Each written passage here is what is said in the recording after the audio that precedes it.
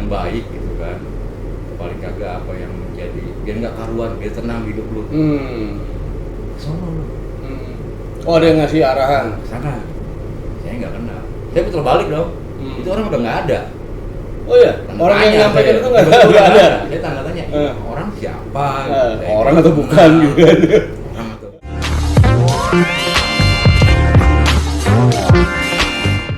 Assalamualaikum. Waalaikumsalam. Wih, kemana nih lu? Sehat mas. Wih, gila. Apa kabar mas? Alhamdulillah baik. Gua lagi ini nih Win, lagi mikirin nih pelan-pelan mau bikin podcast bukan Ustadz. Dimana kan gua pernah punya perjalanan tuh. Nah ini lagi pelan-pelan nih dekor nih ya. Gimana enaknya gitu? Lagi juga nih mas. Ya, seadanya Win, dengan batas kemampuan kita aja. Ya karena kan Kalau bukan Ustadz tuh apa tuh mas ya? ya gimana Seperti ya, apa? kita kan bukan cerita, ya basicku kan lu tahu lah, kita hidup di jalanan dan gue punya kejadian di mana ya ada suatu apa ya, buat gue tuh agama jadi penghalang. Contoh kayak waktu itu pernikahan beda agama itu kan ujung-ujungnya ternyata balik lagi ke agama itu yang istilahnya membatasi hubungan kita berdua. Ya begitulah kira-kira lah, sehingga kayak gue mau bikin apa ya, dari kejadian-kejadian itu ada proses apa ya, Tuhan tuh menyentuh diri gue untuk merubah segalanya. Gimana, lu pernah ngerasain kayak gitu? Apa yang lu pernah nggak dilema kayak gitu? Kalau untuk perjalanan itu pernah juga gue mas. Oh iya, oh, asik nih. Nah, ada perjalanan spiritual lah bahasanya kali ya. Ambil minum lah. Oke. Makasih mas. Yang spiritual seperti apa tuh? Kalau sih mas perjalanan dilemanya tentang pernikahan, kalau gue tentang lahiran anak mas. Oh, kelahiran. Lahiran anak kedua itu dilema banget tuh mas. Oh iya. Sangat dilema. Kenapa tuh? Di satu sisi waktu itu pas COVID. Pas COVID. Oh, baru-baru Masa ini berarti? COVID. Iya, kemarin nih pas Oh. COVID. Istri mau melahirkan, sedangkan posisi gue ini ada di Parung, di rumah ibu. Oke, istri di mana tuh? Istri Fatmawati. Fatmawati. Telepon lah tuh kan. Hmm. Hari ini harus masuk ke rumah sakit. Oke. Otak langsung puyeng dong, waktu itu nggak megang uang sama sekali tuh mas. Ada uang. Ada sekitar 15.000 paling tuh, buat bensin aja tuh kayak itu. Terus singkat cerita berjalan lah ke sana. Di sana tuh nggak ada yang nganter mas, nggak ada yang berani nganter. Karena bahasa di sana karena keluarga besar mungkin orang Betawi ya. Jadi mereka nungguin saya dia tuh. Oke. Harus sama suaminya. Oke. Pertama saya bawa ke rumah sakit itu rumah sakit Setia Mitra karena Setia Mitra. rujukannya BPJS dari situ. Oh. Karena nggak dapat kamar mas, sama sekali nggak dapat kamar. Dan dokter itu nggak mau terima karena kondisinya istri waktu itu kondisi fisik itu udah pucat bahasanya. Lemah gitu ya. Lemah ya. Nah di saat itu otak sama hati saya ini berantem berdua nih. Gitu. Berantem mas. Kan gue orang nggak punya nih. Oh. Sedangkan harus BPJS ini kan gratis kita kan gambaran kita ya. Iya, KIS. Gratis, tapi kok pelayanannya kayak gini. Oh. Sampai istri itu belum pegang loh mas, sama sekali. Dikasih duduk pun enggak waktu itu, ingat tuh saya. Berdiri jadi posisinya? Berdiri. Menunggu kamar? Nunggu kamar. Oh, belum ada tindakan? Belum ada tindakan. Oh. Atau mungkin harapan saya mungkin masuk IGD lah. Oh. Dipegang lah gitu kan. Setelah itu hampir setengah jam baru tuh ada dokter atau perawat bilang, Pak, ini nggak bisa di sini karena panasnya waktu itu hampir 38 derajat. Oh. Masa COVID. Indikasi COVID? Enggak? COVID. Oh, indikasinya COVID? Indikasi COVID pasti. Padahal saya yakin waktu itu istri saya nggak COVID. Oke. Cuman karena suhu badannya naik, panik dan sebagainya mungkin kan.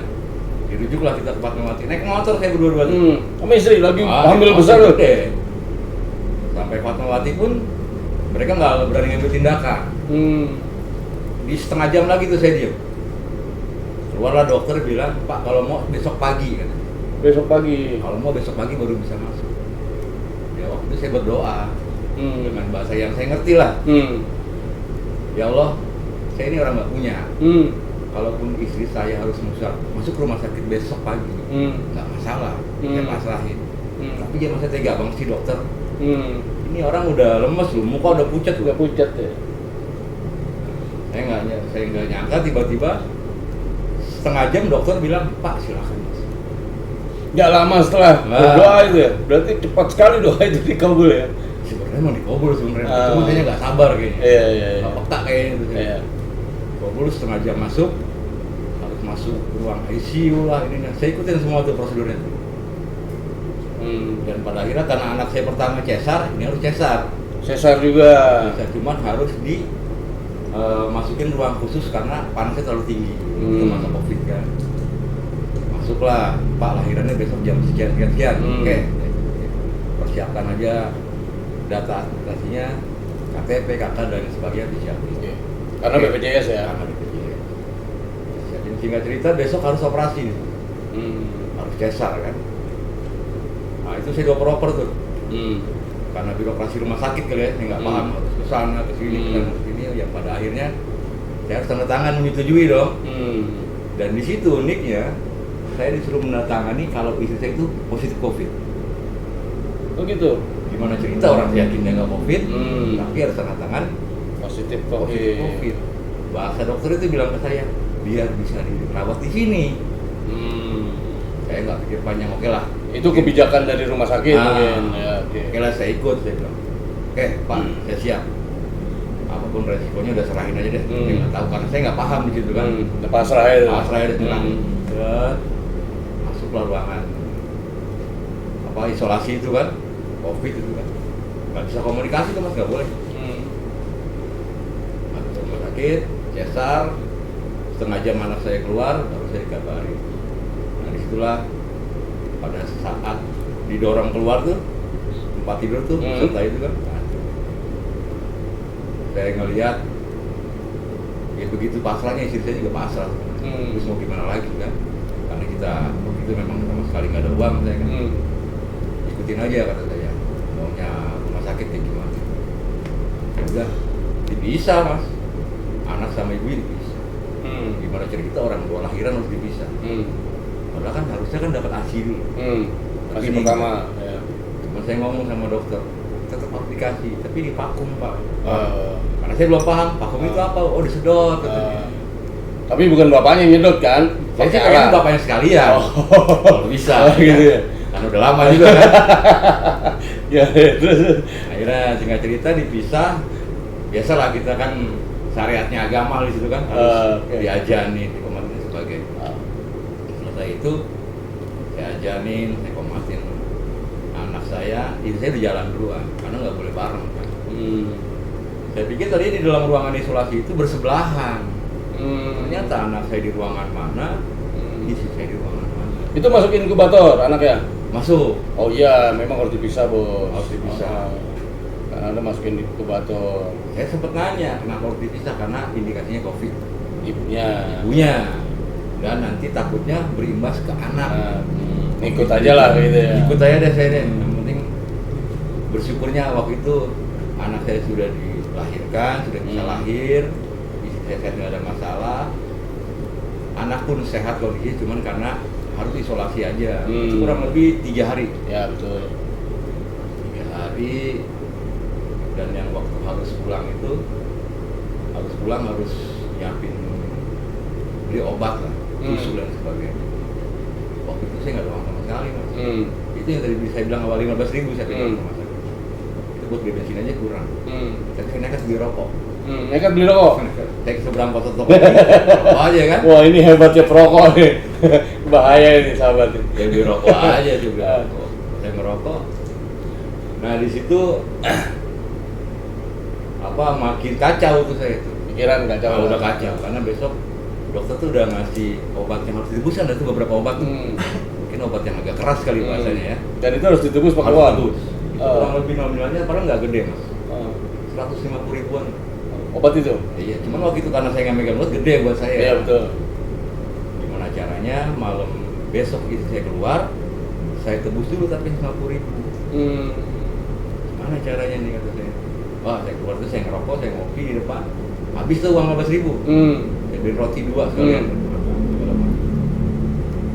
Pas saya naik ketemu sama bagian paskes apa saya nggak paham itu di area ruangan sana bawa data semua. Pak, Bapak nol. Nol, maksudnya nol gimana? Bapak 0 rupiah. Bapak siapin aja kendaraan buat bawa istri Bapak sama anak Bapak pulang. Padahal malamnya itu harus nyiapin uang kurang lebih 150.000 lah. Untuk obat itu. Nah kan akal saya main dong, berarti nggak usah gue tanya dong. Oke. Gue tanyain orang nol kok. Oh yaudah, siap. Begitu pulang harus dijemput, saya nyewa. Grab harus pakai uang tuh. Iya. Gimana caranya itu? Semalam udah lolos satu tuh untuk obat. Sekarang untuk pulang kan harus punya. Karena jujur waktu itu saya yakin keluarga saya mendukung cuma dengan kemampuannya.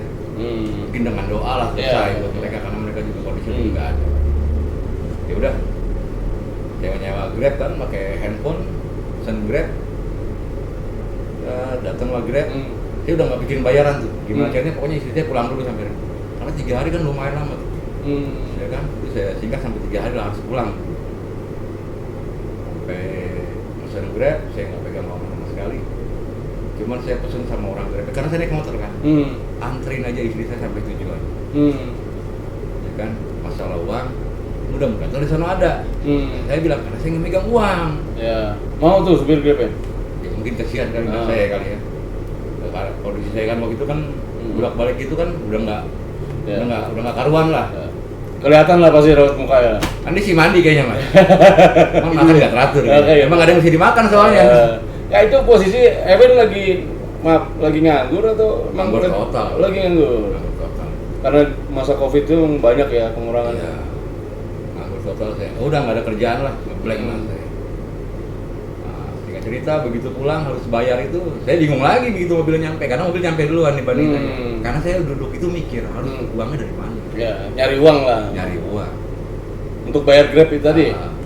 Nah bicara kepasrahan saya pasrah begitu udah selalu deh mobil Grab belum mau ngomel sama gue berasa gue bohongin tapi saya cuma ngasih unjuk KTP aja. Maksud saya bisa kali gue pakai KTP ntar kapan gue ada uang gue bayar deh ke lo gitu kan. Anggaplah buat jaminan gitu. Buat jaminan lah. Sampai depan gang tuh ada ipar, ibu, mertua pada mau pulang karena cucunya kan dibawa. Cucu jalan digendong, tinggal saya berdua. Oh, supir Grab. Ya udah itu terakhir saya kasih KTP. Pak, saya ngomong apa adanya, saya nggak punya uang. Ini pun saya nggak mau bisa ngejong. Gimana ceritanya? Biar caranya bapak pegang KTP saya, ini saya punya atau mau SIM silakan. Nanti kapan saya ada uang, saya telepon, saya ambil. Sama dia nggak terima, oh nggak bisa pak. Ya kalau nggak bisa gimana caranya biar bisa kata saya. Karena saya mau diapain juga karena nggak ada uang. Ongkos itu kurang lebih hampir 25.000 tuh nggak begitu mahal. Oh hanya 25.000? Kan cuma dari Fatmawati sampai rumah sakit sampai Trogong gitu kan, enak banget kan. Akhirnya saya nggak ngerti. Tiba-tiba dia ngasih, bapak pegang KTP bapak, kapan bapak ada uang, bapak temuin saya di belakang rumah sakit. Dia kalau nongkrong di belakang rumah sakit. Oh gitu. Akhirnya KTP dikembalikan? Dikembaliin sama dia. Kapan bapak ada uang, kapan abang ada uang, saya nongkrong di belakang rumah sakit. Nama saya ini nggak usah pakai nomor handphone saya, cari aja plat mobil saya. Oke, terima kasih. Kita pulang. Kan? Ya bayar tuh jadinya? Bayar saya. Dan nggak harus tinggal KTP? Nggak tinggal KTP. Padahal waktu itu bicara pasrah saya udah pernah pasrah. Cuman kan waktu itu saya mintanya uang. Iya, mintanya uang bukan kemudahan gitu ya. Kemudahan. Saya minta uang buat bayar. Ternyata Tuhan kasih beda jawaban dengan bahasa mungkin ya kan. Dan singkat cerita beberapa hari saya di rumah, saya nggak kerja mas. Biasalah. Kalau bicara saya nikah ini sama orang Betawi kan, keluarga besar kan, udah saya di rumah, bingung kali kan di sini bingung, keluarga besar bingung, gimana cara ngasih makan udah, itu ingat saya tanggal berapa, tanggal 3 atau 5 Maret itu saya keadaan udah kacau, gue nyari duit. Dari Fatmawati saya jalan naik motor, nggak megang uang tuh, apa sekali ini. Saya terus jalan sampai saya berniat mau main ke rumah temen waktu itu. Padahal saya belum tahu dia pindahnya kemana. Pernah sekali saya main. Itu perasaan udah kacau, udah nggak karuan lah buat saya. Itu rumahnya saya lewatin dulu. Saya pulang main deh. Tapi begitu saya belok ke arah turunan jalan apa itu, masjid apa itu saya lupa. Yang sekarang ada tol itu baru tembus belakang masjid itu. Pas begitu. Tiba-tiba ada orang. Saya juga nggak kenal ini orangnya siapa nih. Kalau mau bahasanya mungkin yang saya tangkap gitu ya. Kalau mau istilahnya mau hal-hal yang baik gitu kan, paling kagak apa yang menjadi biar nggak karuan, biar tenang hidup lu. Kesana lu. Oh, dia ngasih arahan kesana. Saya nggak kenal. Saya putar balik dong. Itu orang udah nggak ada. Oh iya, orang yang nyampaikan itu nggak ada. Saya tanda tanya, orang siapa? Orang atau bukan juga. Orang atau bukan. Udah saya ngambil pusing, saya mampir ke rumah teman. Setelah saya ke rumah teman, ya kan, kalau boleh saya sebutin namanya gitu kan, Mas Wisnu di situ teman saya tuh. Cerita lah saya dengan kondisi yang waktu itu udah kacau lah saya. Ya bisa dibilang udah nggak karuan lah saya. Udah nggak tahu jalan harus kemana nih. Karena kesana mentok kesini mentok, yang ada saya ngerinya nanti berbuat hal-hal yang nggak benar. Betul, itu yang harus dijaga. Nah itu daripada saya yang ngelantur kemana-mana yang nggak jelas, akhirnya saya diarahin. Sampai detik ini pun orang yang itu saya nggak tahu siapa. Yang ngasih arahan itu. Ngasih arahan. Tapi disebutkan, kamu ke rumah teman kamu namanya ini gitu. Betul. Itu gue bisa kenal, berarti kan pikiran saya kan temennya mungkin. Karena saya nyari rumahnya gitu kan, karena saya kelewatan lah. Saya mampir ke rumah teman itu, Mas Wisnu, kita ngobrol segala macam. Ya di situ mulailah saya curhat lah, sedikit banyak saya cerita perjalanan saya bahkan sampai kemarin bikin anak akhirat. Nah pada akhirnya saya dikasih masukan lah. Ya menurut saya pencerahan gitu. Pencerahan. Baik dan sebagainya, hadapin semua dan sebagainya. Oke saya siap. Dalam artian siap begitu. Saya ingin disampaikan doa. Ya kan? Karena waktu itu saya nggak ngerti harus gimana ya kan. Karena waktu itu orang ngajakin jelek pun saya pasti ikut. Oh iya, kondisi kayak gitu ya pasti. Masa orang ngajakin baik saya nggak ikut. Tapi kan saya kalau orang ngajakin baik untuk kebaikan, masa gue nggak ikut. Disitulah saya ngobrol, sering disampaikan doa, cerita. Di situ saya habis mas. Sampaikan doa itu. Ya. Tapi maaf, saya potong. Itu temannya tadi itu ulama atau dia seorang istilahnya ahli ilmu ketuhanan apa dukun atau apa? Bukan mas. Oh bukan. Saya juga nggak ngerti karena itu teman saya main online juga. Dulunya kan kita nge-grab bareng. Oke. Teman di Grab. Iya, teman main bareng. Dan sedikit banyak walaupun kenal belum lama masing-masing tahu lah. Oke. Ya kan? Karena kita sering ngobrol. Dan pada akhirnya setelah disampaikan itu ya mungkin kalau saya artikan buat saya pribadi gitu kan, kebuka lah pandangan saya, dibuka lah. Yang dia tadinya saya nggak ngerti harus gimana, seperti ada yang mengarahkan mas. Kalau memang lo mau baik, baik sekalian. Iya. Jangan setengah-setengah. Iya. Kalau lo mau hancur, hancur sekalian. Jangan setengah-setengah. Karena apapun itu bentuknya pasti ada pertanggungjawaban. Bukalah gitu. Kalau bisa bilang waktu itu saya dikulitin tuh mas. Habis saya. Habis. Menyerah saya pasrah. Dengan segala kondisi saya yang nggak mengerti apa-apa, nggak tahu apa. Karena jujur kalau bicara masalah agama saya nggak paham. Sekalipun saya beragama Islam, kebetulan karena ibu dan bapak saya orang Islam. Oke. Nah, kan ada ibadah Islam. Karena keturunan. Ya kan, jadi saya ngikut lah. Cuma saya kan, ya masih muda lah mas, bisa dibilang kita bukan lagi orang yang jujur, bukan lagi orang yang taat beribadah saya. Bahkan saya tabrak kadang-kadang karena mungkin saking bandel kali ya. Dari situ kasih gambaran mas, bandelnya lu begini-gini. Itu juga digambarin mas, kayak puter film saya. Oh iya, melihat perjalanan. Iya, itu kondisi sadar berarti? Sadar saya mas. Tidak apa kayak di rukyah itu kan orang nggak sadar tuh. Ini sadar, sadar sekali ngelihat itu kayak diputar film perjalanan gitu. Gimana sih kita ya kan, tiba-tiba kayak di bioskop lah gitu. Di bioskop lah. Oh, maaf deh, saya dulu. Iya, silakan. Wah, ini keren nih berarti nih sahabat. Jadi ternyata teman dari Ewin ini adalah dia bukan siapa-siapa dan juga bukan seorang ahli kitab, dimana justru beliau ini bertemu temannya yang sesama satu profesi, Grab driver ya. Nah, sehingga karena bahasa ini bahasa mencerminkan ketuhanan, sehingga ini seperti diarahkan untuk datang ke temannya mencari istilahnya pencerahan lah ya, apa yang dibutuhkan Ewin pada saat itu di dalam menghadapi kehidupannya itu. Nah terus gimana Win setelah dapat seperti nonton film tadi? Seperti itu saya ingat itu Mas Wisnu kasih saya itu uang tuh buat beli martabak anak saya tuh, karena ingat tuh anak saya telepon minta makan martabak. Emang waktu nggak punya uang, kasih uang 20.000 saya. Gue bersyukur banget saya. Mungkin pada saat itu anggapan saya, lu dewa gue nih. Dewa penolong. Karena apa? Anak gue di rumah pengen makan martabak, sedangkan gue nggak punya uang, tapi lu kasih.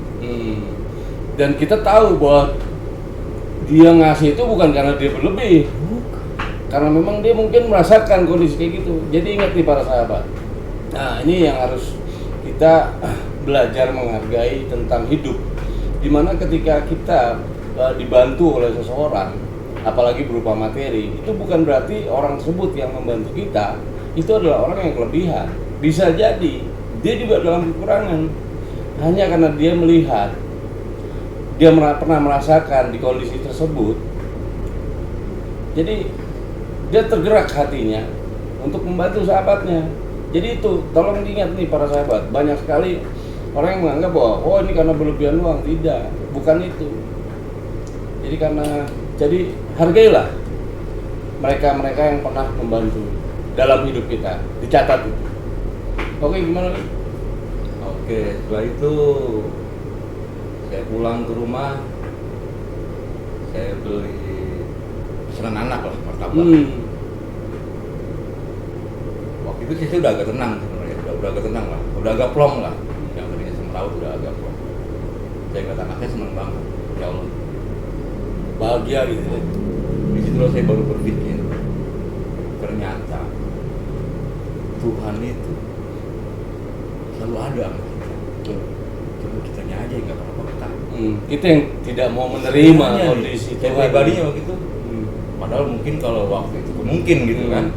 Kalau waktu itu saya datang ke Ustadz, nggak kayak gitu kejadian. Bukan berarti Ustadz yang kayak salah, bukan. Karena ininya nggak menerima hati saya. Karena ya mohon maaf, bicara dengan tentang alim-alim itu kan, karena saya dasarnya kan bukan itu, bukan basic orang yang suka ngaji, suka menjalankan syariat agama. Mungkin dengan cara Tuhan kirim perwakilan nama Wisnu, dia kasih yang notabene-nya karakternya hampir sama dengan Ewin gitu loh, jadi masuk gitu kan. Karena saya berpikir, ini orang, saya tahu lah sedikit banyak walaupun saya nggak kenal dari bertahun-tahun, tapi saya tahu lah sedikit di Jakarta. Orang kayak gini ngomong kok bisa kena di hati gue ya gitu. Ada apa ya? Gitu. Kan nggak bisa dibohongin mas, gitu kan? Pulang kepikiran, ini siapa sih orang? Gitu. Akhirnya saya di situ netnya, oke lah, Mas Wisnunya manusia biasa. Ya. Tapi kalau Tuhan berkehendak siapapun ya kan jadi kan. Ya, dengan bahasa, yuk silakan sampaikan atau dalam artian tuh bantu dia. Saya lihat itu kan yang dari awal saya bilang ini dewa gua, akhirnya saya berpikir kan, saya pikir lagi, oh berarti kalau bahasa saya dengar perpanjangan tangan Tuhan, waktu itu Mas Nanu lah perpanjangan tangan buat saya. Jadi ini juga penting juga nih sahabat yang perlu kita kaji, di mana ternyata Tuhan itu memberikan bersabda pada saat ini bukan langsung Tuhan berbicara kita mendengar suara dari langit, melainkan bisa jadi itu melalui sahabat atau siapapun gitu. Jadi melalui manusia, dimana dikatakan, saya pernah baca itu, dimana manusia itu sebagai khalifah, wakil-wakil Tuhan di muka bumi. Nah, arahnya yang Ewin sampaikan tadi mungkin arahnya ke sana. Hanya dengan bahasa Ewin menganggap bahwa itu sebagai dewa lah. Padahal sih manusia-manusia juga kan gitu ya. Karena di posisi yang terpuruk, nggak tahu harus kemana. Dan juga ada suatu kejadian yang menurut saya agak goib nih, karena nggak tahu siapa, terus mengarahkan langsung ke temennya. Dan nyampe pula gitu. Dan ternyata jawaban itu terjawab sampai sana gitu. Wah, keren ini. Ya kalau sampai detik ini pun jujur, kalau saya mau flashback ke belakang, saya nggak tahu itu siapa. Cuman saya positif tinggi. Oh berarti yang tadi saya bilang perpanjangan tangan Tuhan itu nggak mesti lewat orang yang benar lah. Iya. Tidak karena harus menggunakan bahasanya manis gitu kan. Ternyata orang yang urakan juga bisa. Suka-suka Tuhan mas. Iya. Karena Tuhan punya kuasa. Iya. Jangan kita atur. Kita kan suka ngatur. Iya. Kadang justru kelemahan manusia ini adalah dia berusaha mengatur Tuhan yang dengan inilah, dengan itulah. Nah ini yang harus kita tanamkan, bos. Kamu mau diatur Tuhan atau kamu mau ngatur Tuhan ini ya? Padahal waktu itu kita sering ngatur. Kita sering ngatur, betul. Saya sendiri sampai detik ini saya masih berusaha ngatur nih. Oke, lu jangan bandel. Kalau gua ngomel lu jangan marah karena lu sering ngatur gua. Gitu. Tapi setelah dikenalkan doa tadi itu, apakah masih ritual itu dijalankan ibadah agamanya atau gimana? Ya, jujur kalau bicara tentang ibadah, yang tadi kembali ke karena saya keturunan dari keluarga yang muslim. Ya tetap ya. Ya kan. Awalnya sih saya nggak jalanin. Oh awalnya. Dengan sadar saya nggak jalanin. Oh artinya beda nih sekarang. Saat ini menjalankan dengan penuh kesadaran. Oke. Saya nggak jalanin. Tapi mungkin dulu karena ya lingkungan saya itu kan bisa dibilang kan banyak santri. Lengkap lah, komplek lah namanya di perkampungan gitu kan. Udah gitu rumah saya bersebelahan dengan musola. Oh oke. Akal saya main dong. Waktu itu dong. Ya wayahnya kan gue tinggal dekat musola, ya maksudnya gue nggak sholat gitu. Awalnya kan begitu pada dasarnya. Tapi pada sebelumnya nggak pernah walaupun. Lewat mah lewat saya tiap hari. Setelah dibukakan artinya dapat pencerahan itu justru timbul kesadaran. Timbul kesadaran. Cuman begitu saya menjalankan semua apa yang awalnya saya yakin dan percaya itu bisa membuat saya mungkin lebih baik. Ternyata di situ ceritanya beda, mas. Oke. Ini bisa dibilang ya bukan berarti orang sholat salah, orang puasa salah, bukan itu. Saya nggak menyalahkan itu tuh bukan urusan saya. Tapi ya pada saat itu yang saya jalankan tentang kita sholat sampai 5 waktu bukan bikin saya lagi jadi orang yang tenang. Kenal? Bicara sholat itu kan tenang, berdoa, tenang. Begitu selesai sholat, kita kan lebih tenang, lebih damai hati kita. Ini tapi bicara sebelum ada pencerahan ya? Enggak, setelah itu, baru setelah dapat itu, jadi ini bergejolak nih hati ini. Kena gejolak dulu, terus pada akhirnya baru ada kesadaran untuk sholat. Oh jadi ada proses ya untuk sholat itu juga ya? Ya itu yang saya alami. Jadi ada penolakan dulu gitu? Penolakan dulu mas. Penolakan tanya. Saya sholat. Bisa dijelaskan nggak penolakan seperti apa itu? Kalau dibilang, makanya saya kan sering denger nih. Karena di rumah saya kan banyak pengajian. Di mana cerita kan dia bilang sholat itu untuk mencegah perbuatan keji dan munkar. Itu yang saya dengar. Betul. Karena sedikit banyaknya pernah juga lah ngaji, ya kan. Iya. Gimana cerita begitu saya sholat, saya suka marah-marah. Kalau saya hilang satu, saya ngomel. Sholat jalan terus. Tapi mungkar jalan terus juga, ngikut. Iya. Nah itulah kita benturan gitu ya. Nah itu saya berpikir. Kok makin kagak karuan gue nih. Saya nggak nyalain sholat saya kan. Iya. Saya yang salah-salahin. Berarti gue belum benar. Betul. Belum benar memahami sholat itu apa. Betul. Memaknai arti sholat itu. Dan sholat seperti apa. Yang selama ini yang saya pahamin sebelumnya kan ritual. Oh. Ritual. Hafalan dong. Hafalan ya? Iya, hafalan. Dengan gerakan itu hafal mereka. Tapi dari setiap gerakan pasti ada makna. Karena agama keturunan ya. Gimana ceritanya kalau lu bergerak tapi lu nggak tahu tujuannya untuk apa?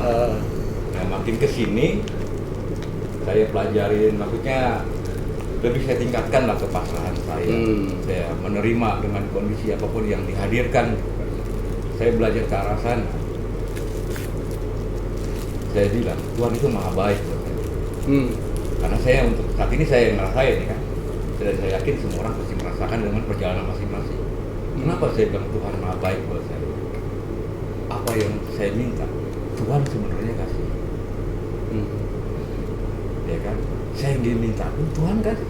Ya. Karena Tuhan maha tahu segala kebutuhan kita gitu. Di saat saya susah, awalnya saya berdoa itu panjang kali lebar tinggi mas. Oh gitu ya? Panjang kali lebar ya? Kali tinggi juga. Hitungnya volume gitu. Wah, ada lengkap tuh, ya kan? Kalau itu Iya, bangunan iya. full tuh. Iya full. Ya kan?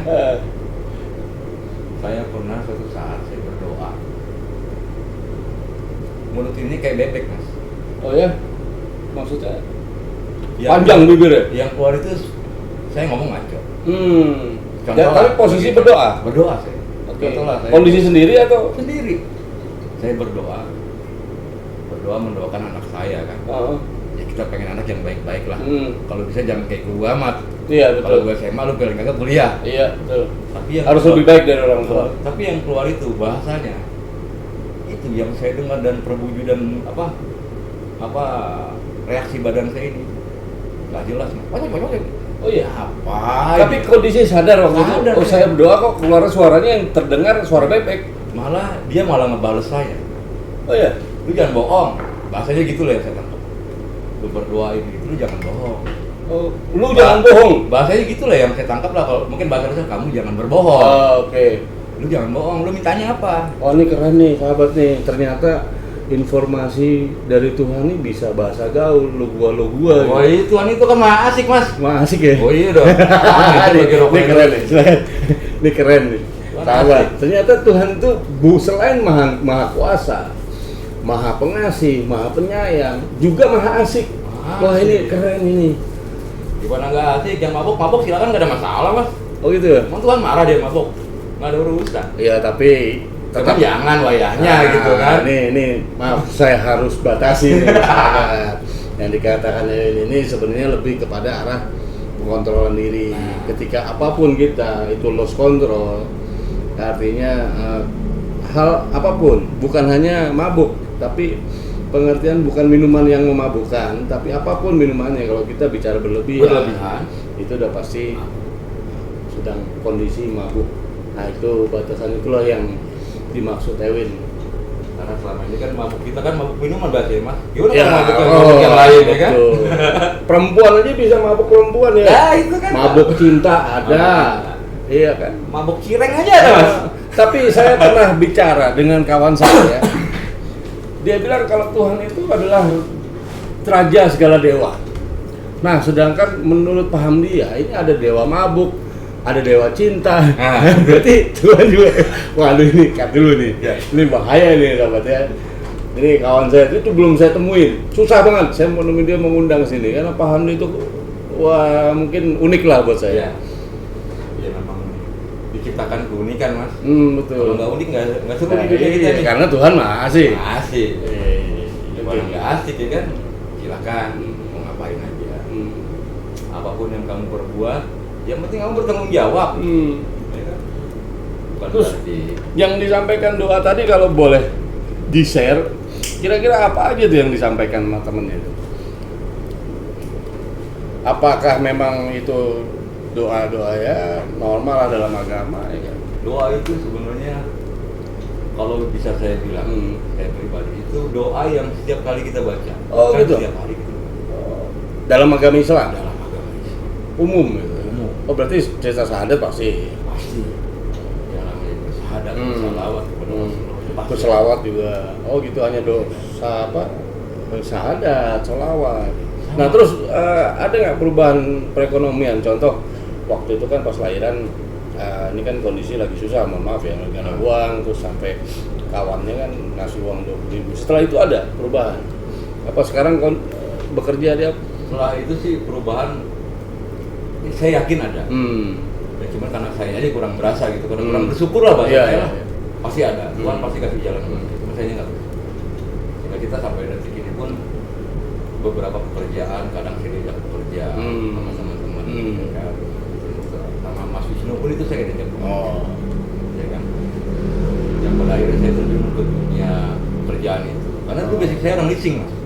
Leasing saya mas. Sampai tahun 2015 saya yang leasing. Kalau dibilang keras ya lumayan keras lah, lumayan kencang lah. Debt collector? Saya negosiator saya bahasanya. Oh negosiator. Nah sampai di sini dan pada akhirnya sampai saat ini saya bekerja di bidang sipil. Oh konstruksi. Iya kan, konstruksi. Berarti pemborong sekarang? Doain aja mas. Oh iya, siap. Iya. Ya kan kalau Tuhan dengar catat. Biar jadi pemborong gitu. Saya kita. Tapi kan sampai berjalan sampai detik ini, kalau buat rezeki, ya mohon maaf, bukan lagi saya menggurui. Kalau selama ini mindset kita rezeki itu duit, saya bukan itu lagi. Karena kalau bicara rezeki buat saya pribadi, ini rezeki saya saat ini.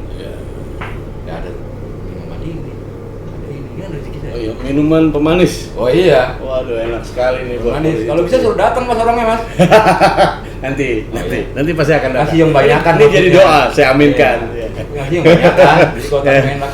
Jadi para sahabat begitu ya. Kadang cara merubah yang seperti episode sebelumnya yang saya sampaikan, ketika kita mau merubah hidup kita, rubahlah dengan dasarnya sekali, yaitu pola pikir, cara kita berpikir, kita berucap, jadi mesti dijaga karena itu adalah sebuah doa ya. Nah Melvin ini dari dia total pengangguran, saat ini ya mulai bekerja di bangunan, artinya nggak ada nganggur lah, kerja terus. Malah sekarang timbul next step-nya dia mau jadi pemborong, udah mulai berani-berani nih dia. Nah, boleh lah, nanti saya ada sahabat kebetulan bergerak di kontraktor sipil, nanti bisa ini kan. Dan itu rezeki lagi tuh mas. Iya, rezeki. Dan betul, ini juga perlu dicatat para sahabat bahwa rezeki itu bukan hanya materi. Rezeki itu bisa berupa sahabat, bisa berupa kesehatan, bisa berupa pikiran yang tenang, bisa banyak hal. Nah itulah rezeki.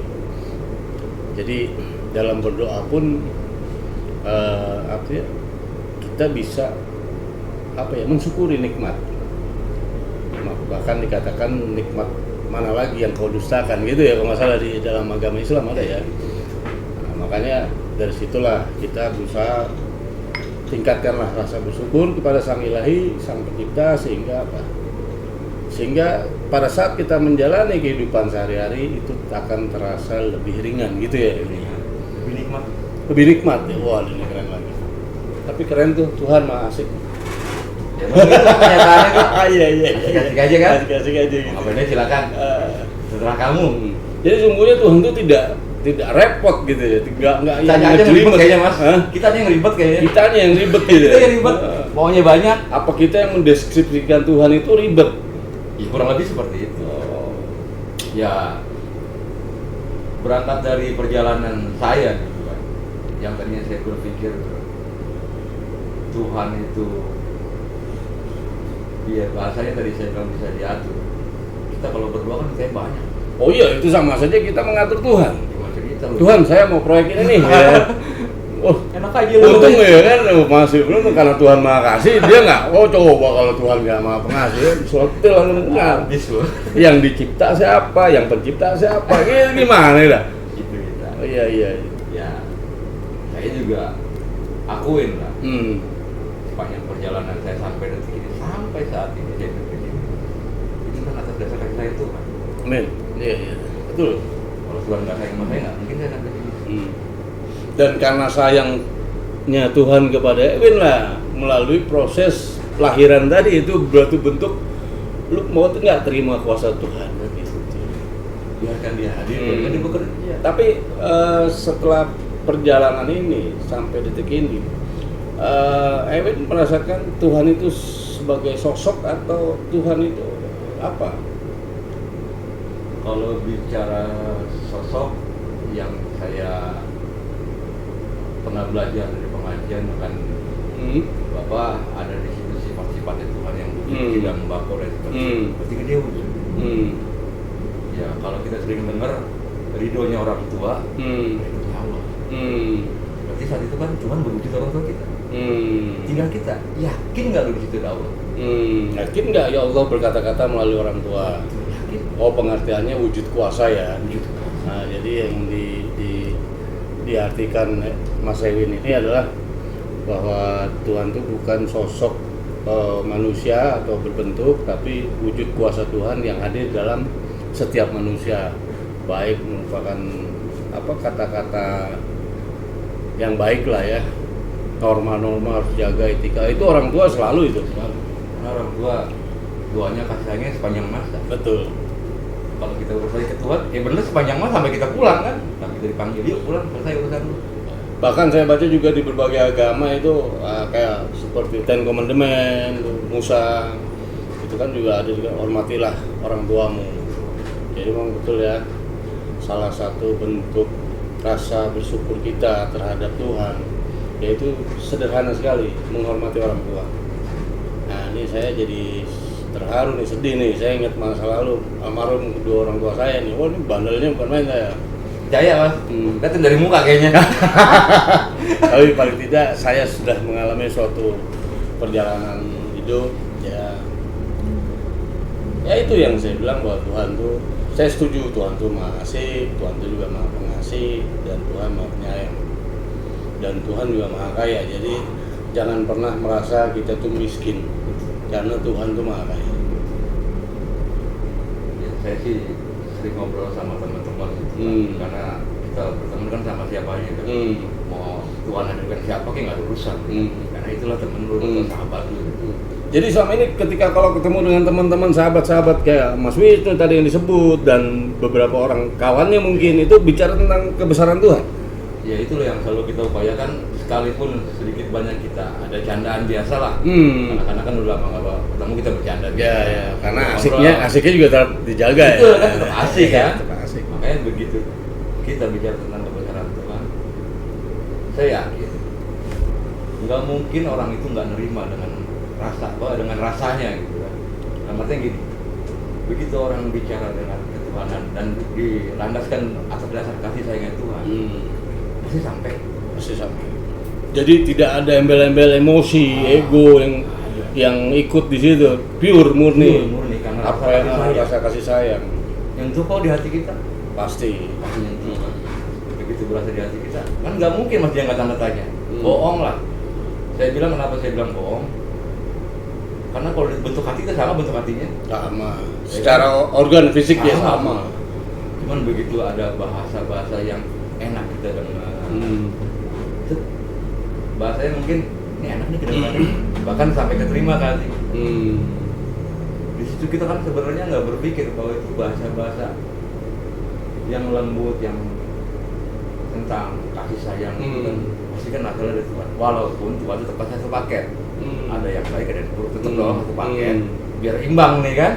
Tinggal kita kan di sini kasih akal, tinggal mikir. Lu mau tetap seperti itu atau mau yang lebih baik? Karena kita bertuhan bukan berarti ingin jadi orang benar. Kalau mau jadi orang benar bukan begitu caranya tuh. Kalau kemarin nyolong, sekarang nggak nyolong, itu kan benar. Itu kan akal kita. Tapi begitu kita nyolong, kita nggak nyolong. Tapi kalau Tuhan harus rezeki nyolong, mau bilang apa lu? Karena apapun dikasih rezeki. Wah ini bahaya nih. Lah, sahabat. Emang betul kan? Cuman caranya begitu. Ya, jadi saya coba netralisir di sini, dimana apa yang dimaksudkan Mas Ewin ini adalah karena maha kasihnya Tuhan. Jadi Tuhan itu memberikan suatu pilihan. Nah, tinggal bagaimana manusia itu yang mau milih yang mana. Tergantung daripada manusia itu gitu ya Mas. Ya cuman kalau kita lebih tarik ke dalam. Tapi kalau kita berusaha menjernihkan akal sehat, apa istilahnya, ketika kita mau berubah cara berpikir kita, otomatis kan mempengaruhi perilaku, kan gitu ya. Otomatis kalau kita pikiran sehat ya kan nggak mungkin juga kita milih jalan yang merampok, yang merugikan orang lain. Kita dikasih ini udah kan. Ya. Sekarang yang paling gampang. Karena kita di sini sharing ya mas. Sekarang, ya mohon maaf nih kalau saya tanya ke Simas. Sekarang barang yang paling Simas sayang apa? Barang yang saat ini Simas paling sayang apa? Saat ini nggak ada. Nggak ada. Apapun nggak ada. Nggak ada. Apapun. Handphone pun nggak ada. Semuanya. Selain itu siapa yang Simas paling sayang saat ini? Nah kalau manusia, soal manusia itu istri dan anak ya. Kalau saya ambil Simas terima nggak? Nah itu dia. Nah di sini ini makin dalam nih, ini keren nih. Jadi para sahabat, ada suatu ajaran di mana ketika dia mau melakukan perjalanan spiritual kepada Tuhan, yang terutama adalah manusia itu bisa melepas kemelekatan terhadap hal-hal yang bersifat dunia. Nah ini memang sangat berat ya. Saya sendiri saat ini memang fase satu sisi kita punya tugas karena kita kepala keluarga, kita harus bertanggung jawab pada istri dan anak. Tapi satu sisi kita juga akan ada istilahnya apa ya, keberpihakan ketika ya kan ada yang tidak menerima, misalnya contohnya pasangannya meninggal gitu kan, dia tidak terima, gimana, sedih berkelanjutan, begitu maksudnya. Karena juga nggak bakal bisa terima Gitu. cuman kan kita yuk bareng-bareng belajar ke arah sana gitu kan. Karena lebih mengerti lagi tentang selama ini kan hak milik Tuhan yang kita ambil mas. Kuasanya Tuhan yang kita pegang. Apa sih yang berani bilang begitu? Contoh yang tadi saya bilang, kalau saya kehilangan motor saya, kayak apa rungsingnya kalau saya? Ya pasti. Kaki saya dan lain sebagainya. Padahal Tuhan waktu itu cuma pesan bilang ke saya, kepemilikan harus pindah ke si A, karena lu udah cukup. Kita nggak tahu nih rezeki di belakang ini. Ya kan? Kalau Tuhan diganti dengan mobil, Iya. Selalu positif gitu maksudnya. dia berusaha lah mas. Sekarang belajar. Ya saya pribadi untuk bukan lagi maksa, karena saya udah dipaksa judulnya. Udah dipaksa untuk selalu berpikir positif. Berpikir yang enak-enak aja lah. Jangan yang ke belakang tuh. Yang belakang boleh kita pikirin. Tapi untuk cuatan ke depan. Karena kita nggak tahu nih, yang entar 5 menit saya nggak tahu ada apa. Bahkan keluar dari bisnis pun saya nggak tahu ada apa. Tapi yang lalu biar berlalu. Karena itu bukan punya kita lagi kan gitu bahasanya kan? Ya nggak? Bukan punya saya lagi tuh. Itu punya yang kuasa deh. Punya saya apa yang dia saat ini saya ngobrol sama Sima. Inilah yang harus saya nikmatin saat. Harus disyukuri. Syukurin aja. Oke. Tuhan enak maha asik. Iya. Oke, Win, saya rasa cukup nih ya, karena kalau bicara ini akan panjang sekali sahabat. Hanya dari sekian lama kita bicara, ada satu hal yang membuat saya tertarik, di mana segala sesuatu itu bagaimana kita mensyukuri atau menikmati yang ada di depan mata, bukan yang telah terjadi atau bahkan kita gelisah tentang apa yang akan terjadi. Saya rasa hanya itu, sahabat. Cukup sekian. Terima kasih Ewin mau hadir. Nanti kira-kira ada ini ide-ide bolehlah untuk memperbarui podcast kita nih. Nanti bisa lah mas. Yang penting ada bonnya. siap. Nanti bon nanti urusannya sama admin. Oke, terima kasih Ewin. Terima kasih banyak ya mas.